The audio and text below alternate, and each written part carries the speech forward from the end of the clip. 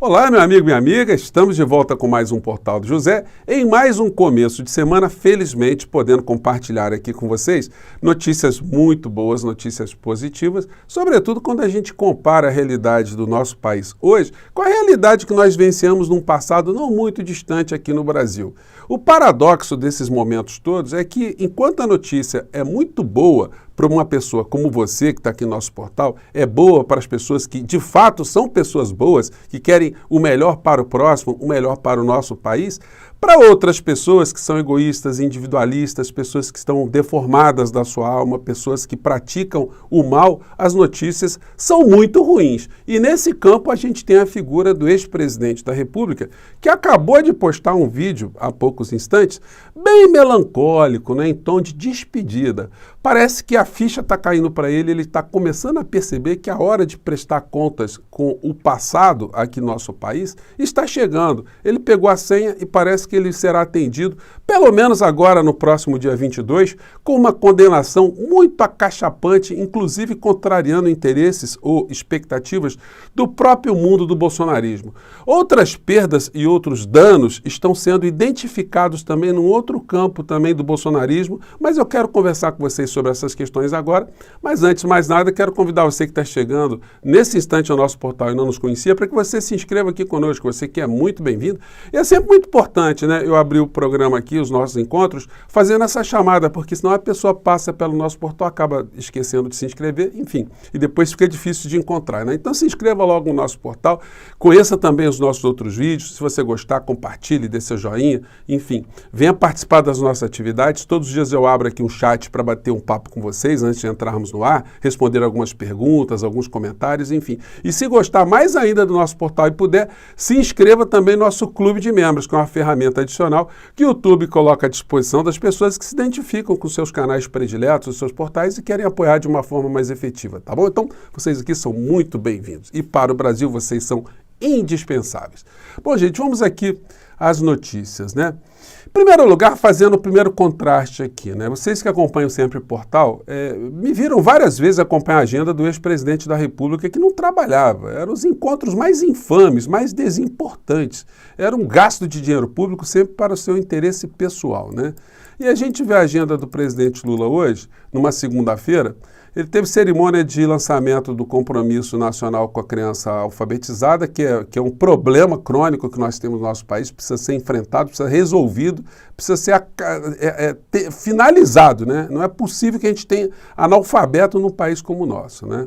Sendo criança e principalmente os adultos também, que é um problema que a gente vai ter que enfrentar aqui no Brasil.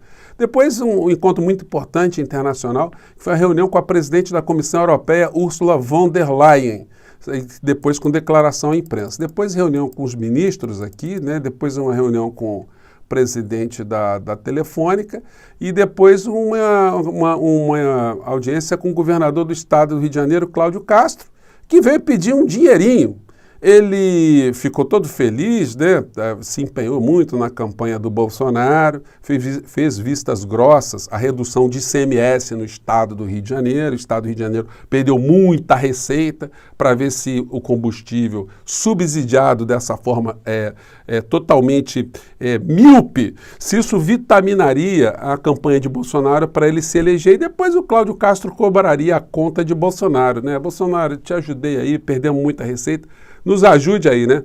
Só que agora ele está sendo obrigado a vir pedir ajuda ao presidente Lula.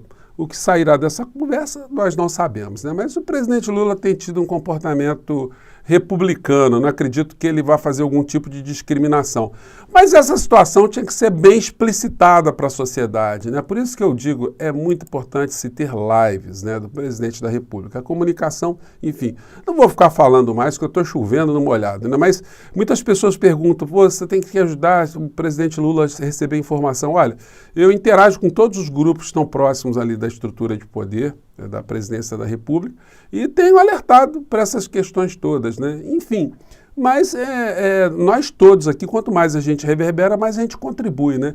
E as lives, eu tenho sempre sublinhado, não é para fazer propaganda de governo, é para politizar a sociedade, para informar a sociedade como é que o jogo do poder está sendo jogado. Bom, Então, isso posto, a gente entra para o fato objetivo. Lula diz à presidente da Comissão Europeia que novas exigências prejudicam o acordo com o Mercosul.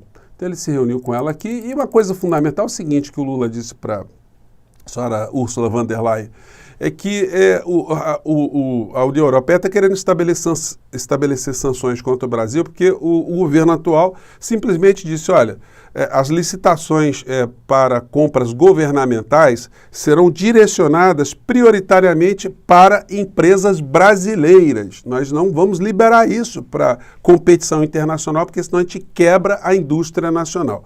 Em resumo, é isso.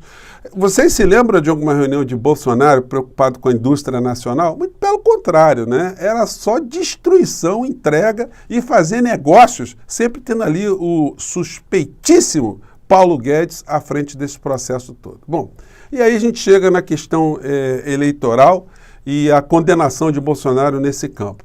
Segundo a coluna da Thaís Oyama, a gente tem a seguinte informação. Bolsonaro está conformado com inelegibilidade no TSE, mas teme o 7-0. O 7-0 porque todo mundo dá como certo, né? O Cássio Nunes Marques, indicado por Bolsonaro, dando ali uma chicana, pegando o processo, botando debaixo do sovaco, né? Para ficar com ele mais alguns dias, para tentar retardar a condenação de Bolsonaro. Isso não vai adiantar, ele só vai reforçar a sua pecha de um capataz, de uma pessoa criminosa como o ex-presidente da República. E aí, em função disso, ele já começou a soltar na imprensa também, segundo a coluna de Carolina Brisno, a seguinte situação. Pura especulação, diz Nunes Marques, sobre vista em ação contra Bolsonaro. Então é o seguinte, o gato subiu no telhado. Até o Nunes Marques já está dando a senha que, olha, eu não vou fazer isso não, porque se ele tivesse a intenção, ele teria dado algum tipo de pista. Então o Bolsonaro pode aí tomar uma grande facada nas costas, uma merecida facada jurídica nas costas, né, do Cássio Nunes Marques. E antevendo essa situação, o que vai, né, sacramentar logo no dia 22 a condenação de Bolsonaro à perda dos seus direitos políticos. E aí o que acontece? Hoje ele acabou de publicar um videozinho com o seguinte título, Vão sentir saudade da gente. Vou ver se dá para acompanhar aqui, vamos ver.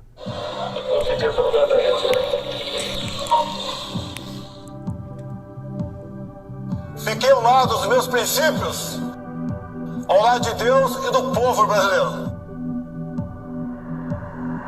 Mas eu sinto, lá no fundo, que essa missão ainda não acabou.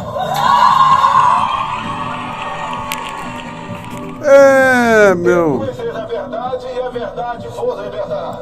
A verdade vos libertará, a verdade vos tornará inelegível, a verdade vos tornará um condenado criminalmente e a verdade vos condenará civilmente a devolver muito dinheiro que foi usado indevidamente a favor dos seus interesses pessoais. Então, o versículo bíblico aí, ele tem tudo a ver, né? E aí, num outro campo, no campo aí religioso, algumas situações muito curiosas, né? Um mentor espiritual, político, constitucional de Bolsonaro sumiu dos assuntos políticos. O pastor Malafaia está desaparecido, não fala absolutamente mais nada, está totalmente apagadão.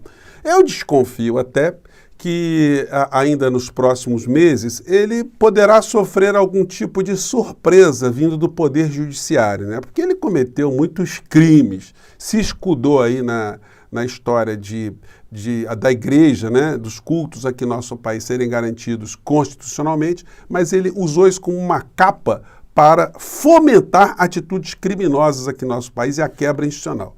Então, nesse campo aí religioso, hoje circulou um vídeo onde um pastor ele dá uma chamada, né, muito dura aqui nesses pastores que utilizaram a religião para fundamentalismos, discriminação, pregação de ódio e ruptura institucional. Achei muito legal. Só que não foi exibido na íntegra, como vou exibir para vocês esse testemunho, essa fala desse pastor aqui, que nos chega a 2 minutos e meio. Né? Então, gente, vamos acompanhar aqui, porque é muito interessante. Vocês vão entender por que eu estou colocando isso aqui no ar. Sexualidade não é um espinho na carne. Ouça o que eu estou lhe dizendo. Paulo diz Ele começa falando que a homossexualidade não é um espinho na carne. E aí ele faz um discurso bem fraterno, vamos acompanhar. Era o espinho na carne. Ele diz, um mensageiro de Satanás é que vem me esbofetear. Essa expressão esbofetear é jogar na cara. Você quer saber o que é o espinho na carne de um homossexual? Não é o seu desejo, é a homofobia, porque esse mundo está cheio de mensageiros de Satanás. Vocês viram, gente? O maior problema não é a sua culpa, né? Que é introjetada em muitas pessoas em relação à sua orientação sexual, mas a homofobia que ela sofre de fora para dentro, esse massacre que sofre em razão de questões morais, né? Ou religiosas. Vou continuar aqui. Esse é o espinho na carne. É gente subindo ao púlpito, não para pregar amor, não para pregar graça, mas para pregar ódio. André Valadão, eu espero que você me ouça. Você está sendo um mensageiro de Satanás. Silas Malafaia, você está sendo um mensageiro de Satanás. Nós temos que dar nome aos bois. Sabe por quê? Porque senão o mundo pensa que a gente é tudo farinha do mesmo saco. Né, não. Aqui tem um povo que preferiu abraçar o evangelho do amor. O evangelho que não condena.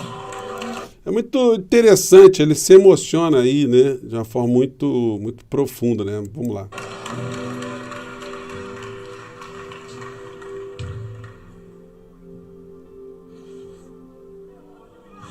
Alguém hoje vai tirar a vida por causa de um mensageiro de Satanás. Pais vão colocar filhos para fora de casa por causa de um mensageiro de Satanás. Não sou eu quem vai se calar.